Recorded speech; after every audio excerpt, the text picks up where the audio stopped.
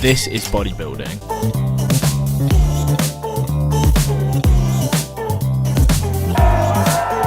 This is powerlifting.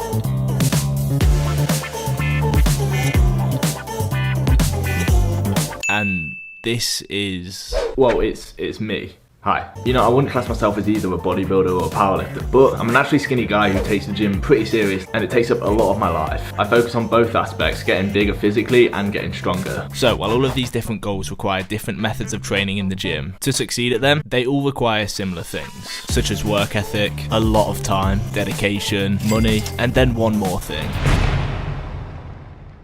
Genetics, which is what I want to talk about in this video. How important are genetics for building muscle? How good are my genetics? And what is the reason behind a lot of fitness influencers not talking about this topic?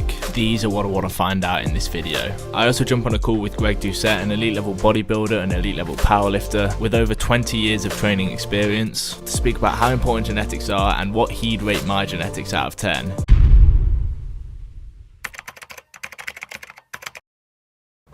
Okay, so I just want to quickly say that this topic here is without a doubt the topic which I've done the most research into, and also the topic which has just haunted me for my whole time lifting. I've always tried to convince myself that genetics aren't important, that it's all about your work ethic, the time you put in, and the sad reality is, and something which I just hate, that's not the truth. Genetics are extremely important for building muscle. Now, after doing copious amounts of research on this topic, looking at different studies, looking at other people's opinion on the subject, also seeing how I react to training compared to some of my mates who have started lifting, I came to the conclusion that genetics play about a 50 to 60% role in gaining muscle. 55%. Basically that means in your whole time of lifting, how well you do at building muscle and strength, half of that is dependent on your genetics. The other 45% comes from things you can control, such as how seriously you take training, how seriously you take your diet, how much sleep you're getting, etc, etc. So that stuff still matters massively. But I want to speak to someone with much more experience about this and see what their opinion is.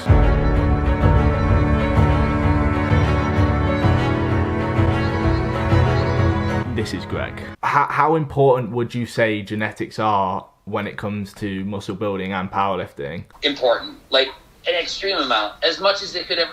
Like, genetics is everything, because if you don't have good genetics, you're only going to get so far. But if you have like amazing genetics and you train half-ass, you're going to look better than somebody who has like no genetics and trains as much as they can. So, as Greg just said, an individual with insane genetics who puts minimal amount of effort into the gym can still obtain better results than an individual with very bad genetics who puts a lot of hard work into the gym.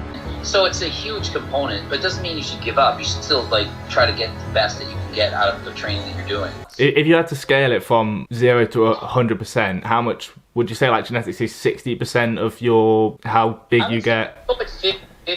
I'd say it's right in the middle. Like, it's kind of like when I judge how attractive somebody is. Yeah. Your face is half, your body's half. What got you? It's like 50. So genetics is half of it, and how hard you work, the smart training you do is the other half. And the best training in the world can only get you halfway to your goal. So to conclude, Greg also agrees how important genetics are. He stated they had a 50% role in how well you build muscle. I know that that's not what a lot of you want to hear. I think we'd all rather it just be a fair game and it's about how much work you put in, but the sad truth is it's not. And I just want to say that don't let that demotivate you. It is sometimes hard to realise until you've been training for a bit of time if you have good genetics or bad genetics. But even if you do have bad genetics, as much as it's really hard and it can be demotivating, the results you can get still are mental. Let's use me as an example. Now, back when I was at school, me and my other friend Taylor used to be the two guys who kind of worked out. And while we both trained really hard, Taylor had insane genetics and I had, well, not very good ones. And I remember everyone always coming up to me saying, Joe, why are you not as big as Taylor? You clearly don't work as hard as him. And people just didn't realise the importance of genetics. But roll on to now, and while I'm no massive guy or anything of that nature, I'm pretty confident in how I look. And this physique I'm at now, I can still get so much bigger. And that's what motivates me, and it should be what motivates you.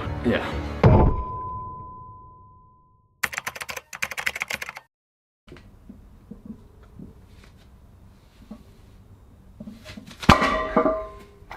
So, if if I had to rate my genetics from like, are they good, are they bad, what would they be? So before I continue, I just want to say that what I'm about to say is not me trying to get like sympathy or me trying to make excuses for why I'm not like big or anything. It's just my honest opinion. And that is, I don't think I've got great genetics.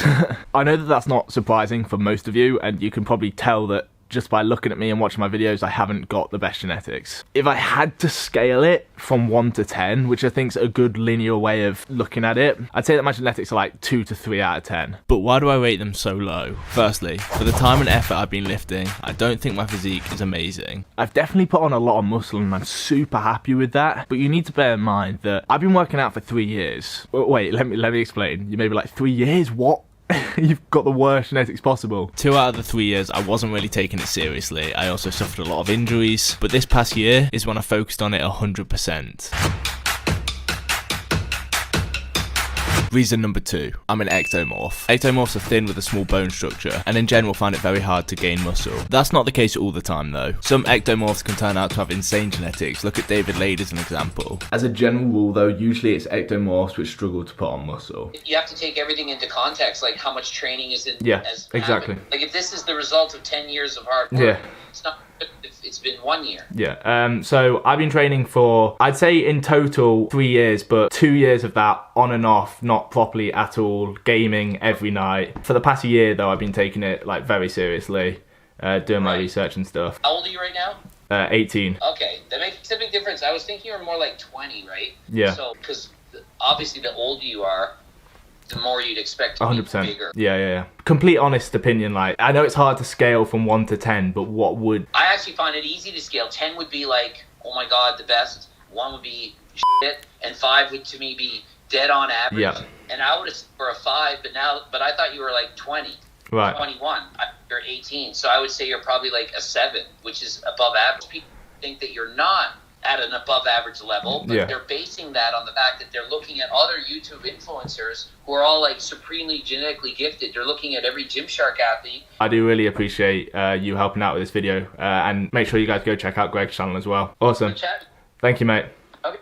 See you later. Talk to you later. So Greg said 7 out of 10, which is classed as like pretty good genetics. And while I personally have a different opinion on that, which is completely fine, it brings me on to my next point. Let me give you an example of someone who clearly has insane genetics. Chris Bumstead. I was on my social media today and I saw some stuff that he put on his story. Look at this photo here. This is Chris when he was natural. He's in natural lighting, so no crazy lighting to make him look 10 times better. He's not posing at all. He didn't know the photo was being taken. And look at the guy. He looks insane. He looks like a top level athlete who is taking some form of PEDs, and he was natural. As Greg said, some people underestimate their genetics because they're looking at these Instagram models who are just freaks of nature, and some who may or may not be lying about their PED use. And I could easily be a victim of this, to be fair. I compared my physique to these guys who are freaks of nature, and that ultimately results in me saying that my genetics are worse than they could actually be, which is really not uncommon. So to conclude, even if you think you have bad genetics, in a lot of cases